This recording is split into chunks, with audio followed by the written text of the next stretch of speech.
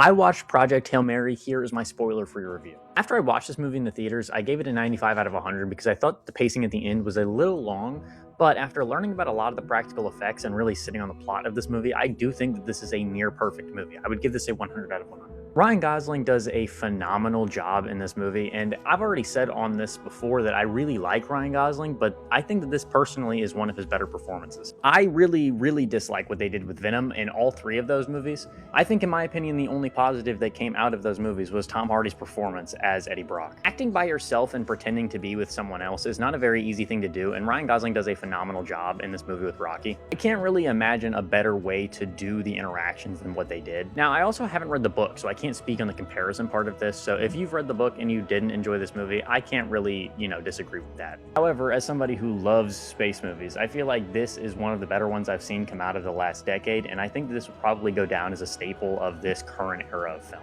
I'm a little worried about this movie coming out so early because I think that during the award season, it's going to be kind of forgotten by some bigger films that are coming out this year. I mean, we have a lot down the line. I just think that there's going to be a lot of competition coming up in this award season, and I hope that Ryan Gosling's performance in this is not forgotten. I think that James Ortiz does a great job as Rocky in this movie, and I think he's probably the most lovable part of the entire film. Now, obviously, my favorite part of this movie is the practical effect. The scene where he gets to see everything floating around him and that being made out of practical just changed my entire view on how this movie was made. And after seeing some more behind the scenes stuff and looking at the videos that they put out showing how they made some of these scenes happen, I think that this movie is going to change the way that we continue to make movies. Much like Sinners, I think that not only is the plot wonderful, but the production behind it is so groundbreaking that I don't see how people won't continue to talk about this movie in the next couple of years. I've seen some criticism of this movie, and I personally, like I said, I don't think that the ending was perfect, but I don't really see how they could have ended it in a way that was better than that without trying to lead up to some kind of sequel, and I really hope that we stop doing sequels. We still get original movies, and this is a prime example of that. I'm not saying that we don't get original movies. I just wish that every movie studio would stop trying to put out 4 of whatever movie works. I personally really enjoyed this movie. I would love to hear what you guys have to say about it and what your criticisms of it are, and I will be back.